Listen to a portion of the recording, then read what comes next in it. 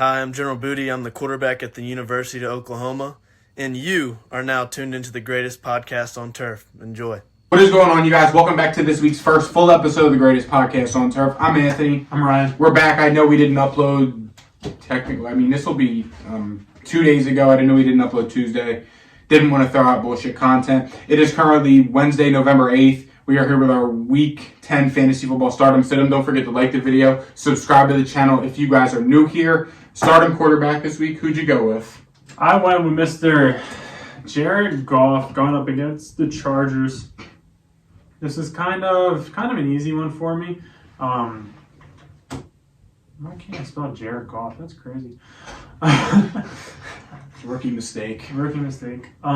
This is kind of easy for me. He's playing against a Chargers defense that really can't guard a parked car. And Jared Goff has been pretty solid so far this season. Yeah.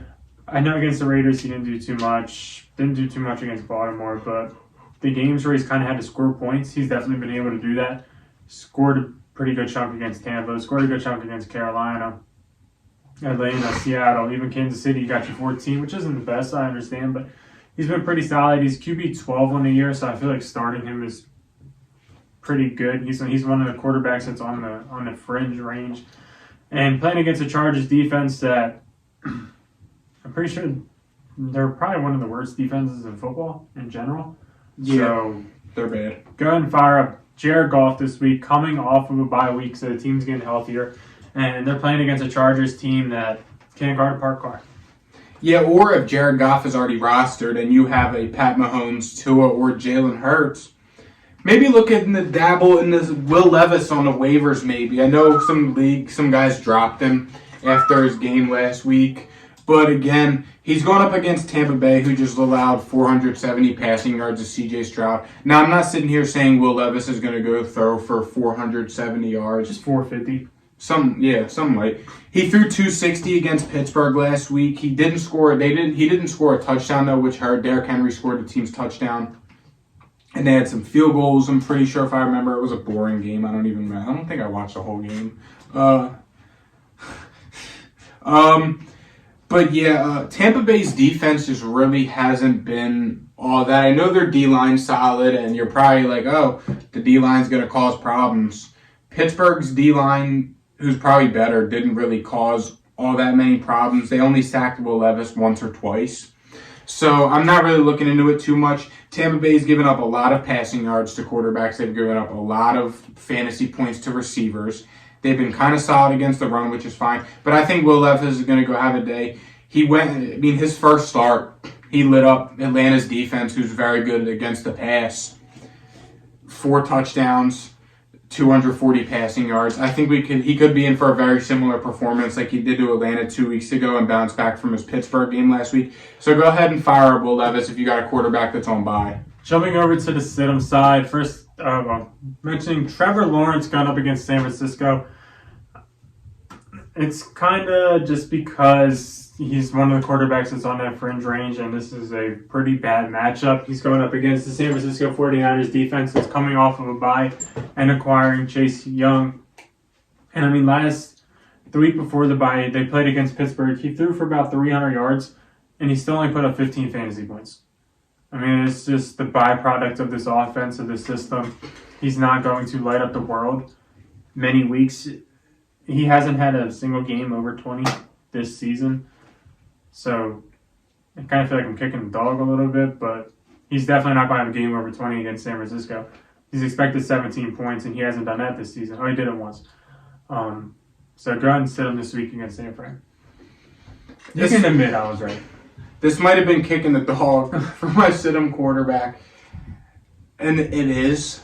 But I know that there's people that are doing it. I know it.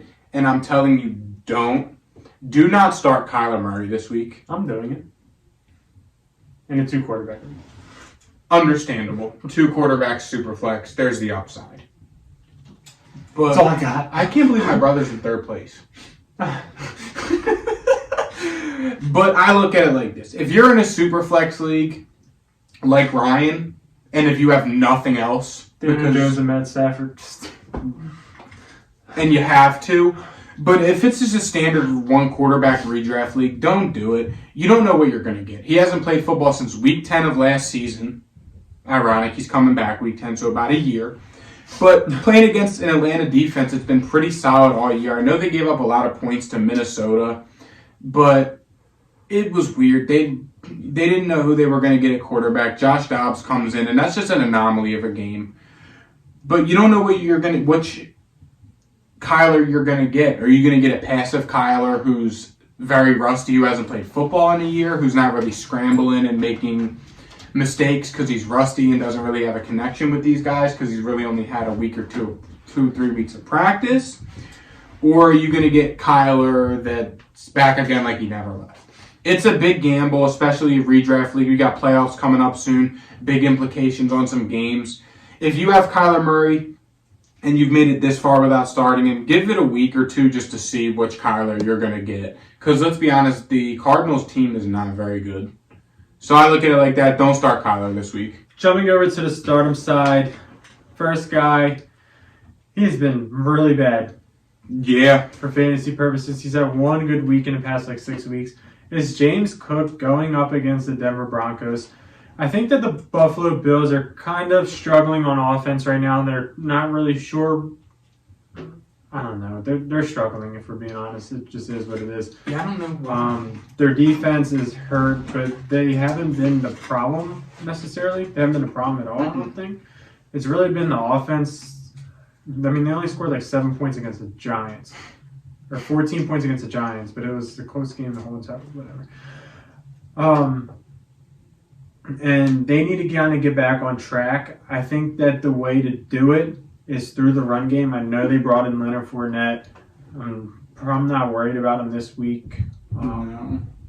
So, James Cook is sitting here okay, they brought in Leonard Fournette. We're not doing that good on offense. I need to step it up. Yep. We're playing against the Denver Broncos defense on a Monday night. Denver Broncos defense is one of the worst against the run, and they're playing against them on a Monday night under the lights. Everyone's watching. I feel like this is the time where the Bills show up, and if they do, James Cook is going to be involved. So fire him up this week. There's a lot of running backs on bye. A lot of teams on bye in general. Yeah. So yeah, fire up James Cook. Real quick, just to give it perspective, notable players on bye this week. Mahomes, Pacheco, Kelsey. Hurts, Swift, A.J. Brown, Devontae Smith, Goddard. Everybody. Tua, Tyreek, Waddle, Mostert. Kupp, Puka, Kyron. I know. Yeah, whatever running back. Yeah. There's a lot of guys on bye this week. And just to help you prove your point even further, I'm almost positive Denver has the worst rushing defense. I said that. You said one of the worst. I'm pretty sure they are the worst. Just to help you out. But speaking of another running back who really has not been all that good this season, Tony Pollard. Start him this week. And it's tough because you did use a first-round, early second-round pick on Tony Pollard. He's only finished inside the top 10 running backs by week once, and it was week 1 against the Giants. And who are they playing this week? Probably the Giants. Yeah. These past 2 weeks has been tough. He has only scored 13.8 points in the past 2 weeks. Half-point PPR. Coming off the bye, they've been a little slow. Tony Pollard has a very, very good schedule coming up, too. Potential buy low candidate. We'll touch on him, guys, more next week. But this is the perfect get-right game for him. I mean, you got a pissed-off Dallas Cowboys. You got Tony Pollard, who really hasn't been doing much. America's Game of the Week. America's team playing on America's Game of the Week. This is a perfect get-right game for Tony Pollard. Extremely positive game script. So go ahead and start Tony Pollard this week. I know it's been tough. I mean, I'm in a league where Tony Pollard's sitting on guys' bench this week. Big mistake. Start Tony Pollard. My next running back, this guy's probably a little bit more obvious than my first one. It's Kenneth Walker going up against Washington. The past 2 weeks, he hasn't been the greatest. That's kind of why I threw him out there. Against Cleveland, they struggled. He only had 8 carries for 66 yards, which is a good average, but just didn't get the ball much. And then last week against Baltimore, he only had 9 carries for 16 yards. And that's partially because they got absolutely destroyed. Now they're going up against a Washington team that didn't have the best defense before, and it just got a lot worse after losing their 2 best players on defense, arguably. in Chase Young and Montez Sweat. Yep. So this defensive line is kind of gutted, if we're being honest. And I think that the Seahawks need to get back to playing good football. Geno hasn't looked the best. The receivers haven't looked the best. And they have a lot of capital there. And these guys, I think Pete Carroll and these guys know that they need to step it up, because that's, if you think about the Seattle Seahawks, you think of the capital that they spent in the wide receiving corps, the running back room, and like their corners. They have a lot of capital in the running back room for no reason. And the receiving room, they have arguably the most capital of any team with, 3 first-round draft. Tyler Lockett wasn't, but you get what I'm saying. Kenneth Walker needs to step it up, and I think he does against Washington. Kind of kicked the dog with this one. This guy finishes the RB1 last week. Start Rachaad White. Thanks.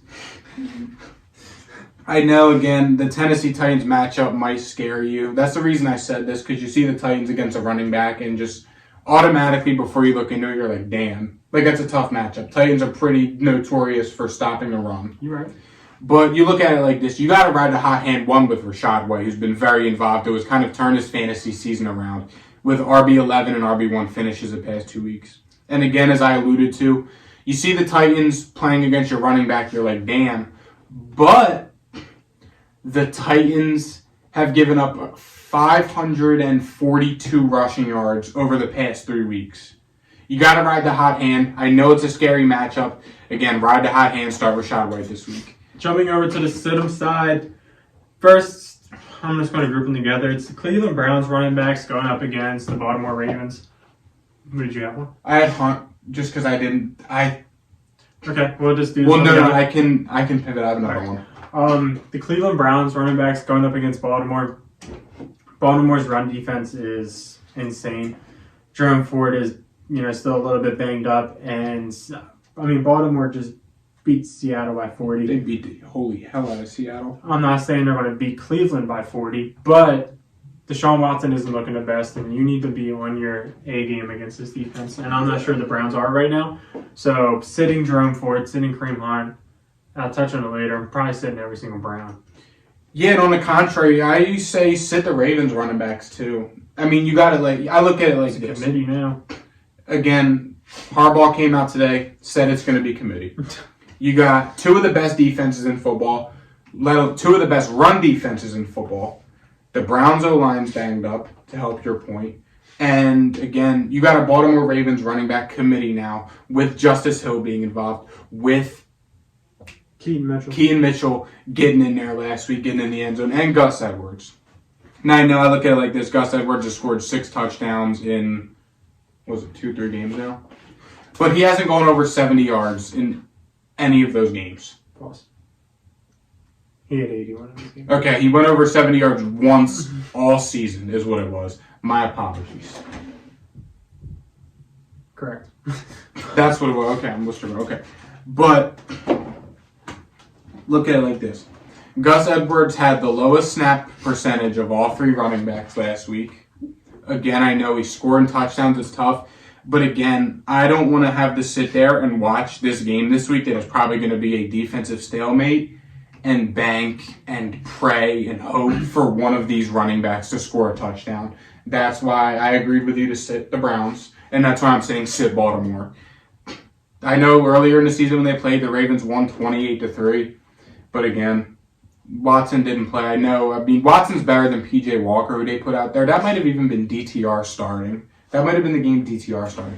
But either way, I'm not saying it's going to make that much of a difference, but I don't see the Ravens coming in here and blowing them out again. I think this is going to be a defensive battle. It's in Baltimore. Defensive stalemate. My next center running back this week, it's Saquon Barkley going up against Dallas. The only thing good about Saquon for probably the rest of the season is that you know he's going to get the ball a shit ton of times. That is the one thing that we can kind of lock up. In competitive games, that's what's going to happen. Last week against Vegas, I'm pretty sure they got destroyed. Who? Giants. They got obliterated, didn't they? 30-6. So in games that are blowouts, they're probably not going to give it to Saquon a bunch, and that kind of helps my case a little bit because Dallas is 16.5-point favorites, and I got a feeling they beat them by 30. So Barkley isn't going to be involved when this game gets out of hand.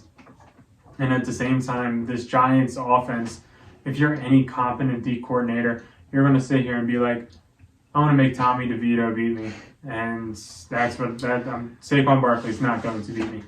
Yeah. Any competent defense coordinator would do that.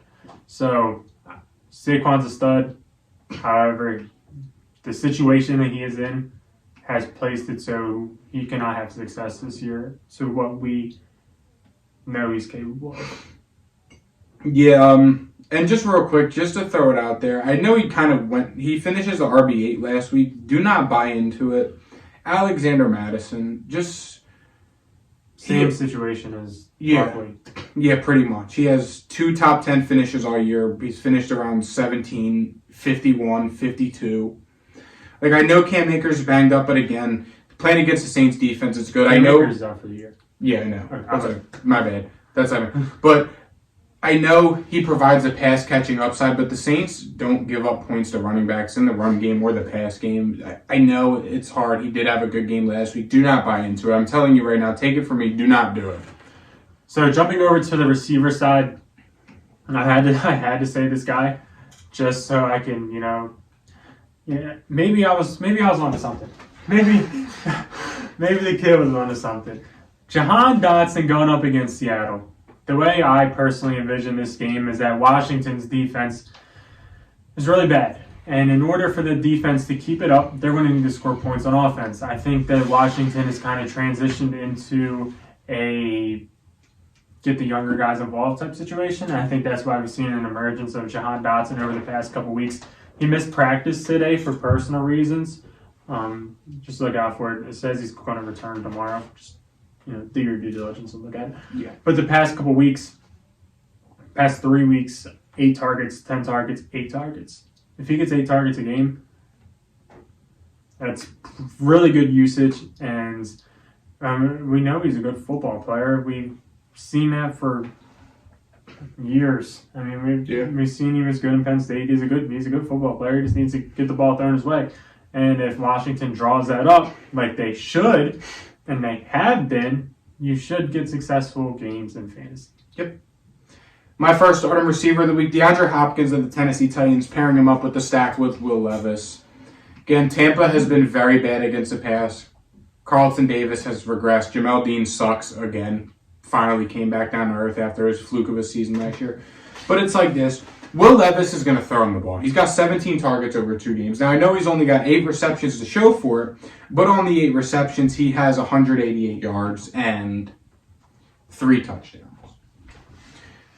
Again, this is a game with 2 suspect defenses that could very well turn into a high-flying Baker versus Will Levis matchup that we would all love to see. Yes, we would. But I know he only had 8.5 fantasy points last week, half-point PPR. Will Levis is going to throw him the ball, though, against a very suspect Tampa Bay Bucks defense. He's the clear-cut number 1 option, the only playmaker this team really has in the passing game. Start DeAndre Hopkins. If you have Will Levis or he's available, stack them together. Big things are going to happen this week in Tampa Bay. My next starting receiver, it's kind of based on that game, and it might be a little obvious. Mike Evans against Tennessee. I feel like he's kind of been... he's wide receiver 13 on the year. He's probably a start every week if you have him. But in daily fantasy, I would even give him a shot too because of what Anthony mentioned. This game has pretty high potential to be a shootout between these 2 stud quarterbacks. Yup. And I feel like that's going to happen. Will Levis... Was Will Levis... He's a rookie, right? Yes, he's a rookie. Okay, so he's with C.J. Stroud now. Yes. Okay. For some reason, I keep putting him with Kenny Pickett's class. He does seem like one of those guys. Just because it was Pickett. Because he didn't play Pickett, this Corral, season. Willis were like the big 3. With like Desmond Ritter. And he was like drafted late, Yeah. and he didn't play at the start of the season, so I keep throwing it back there. That's fair. I can see it. Yeah, it's not true. But go ahead and start Mike Evans this week in daily fantasy. Give him a shot against a suspect Tennessee defense and secondary. Yeah, I'm also saying to start the Indianapolis Colts receivers going against New England this week. I know it is in Germany, and when these teams have Oh, gone boy. overseas, Take the under. offenses have not been all that. But again, we saw last week it was a low-scoring game, 21-17 final, I think it was. New England lost. But Jahan Dotson and Terry McLaurin both ate. Brian Robinson was also involved in the passing game. New England's defense has not been as good as they are with in the secondary. They're banged up. They told J.C. Jackson to stay back, so that helps my case. I know Josh Downs did exit the game early, so if he's injured and if you don't want to take the risk in starting him, because I think it was a knee injury, obviously don't. But if you have Michael Pittman, go ahead and fire him up this week. He was the lone receiver that was healthy there last week that's worth fantasy time.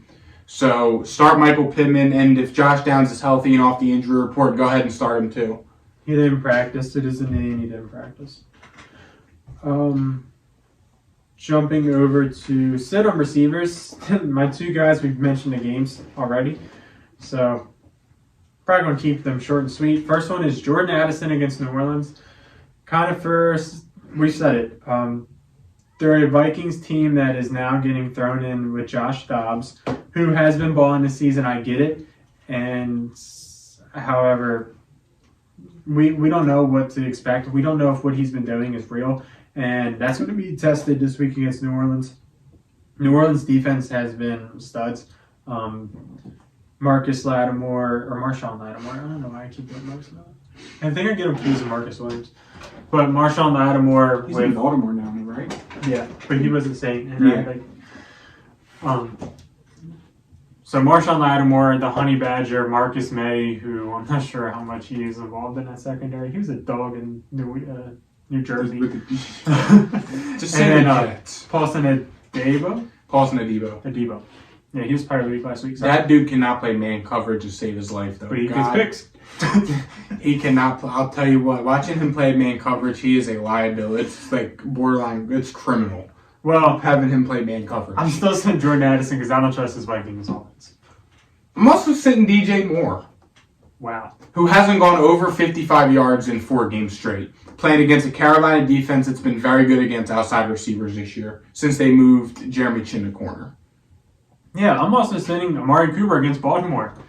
He didn't do anything the first time. I understand it was with PJ Walker or DTR. I'm almost positive it was DTR. I don't really know if it matters because it doesn't. Deshaun Watson hasn't looked the best. I saw Deshaun Watson look good on deep balls, but he looked horrible in intermediate routes, which is really funny. And there's actually a video of it of all the deep balls look good and all the short whatever. But I'm still sitting Amari Cooper against his good Baltimore defense. Literally sit anyone in this game except Lamar and Mark Andrews because you have to start them. Yes. Mark Andrews ate against him the first time. He had 20 points in a standard. And you're also sitting Gabe Davis.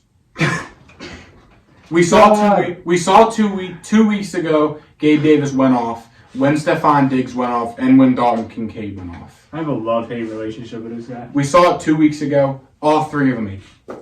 But again, you got to look at it, as you touched on earlier with James Cook. This is the week. They've been trying to get the run game going. They haven't been able to. James Cook it's been weird.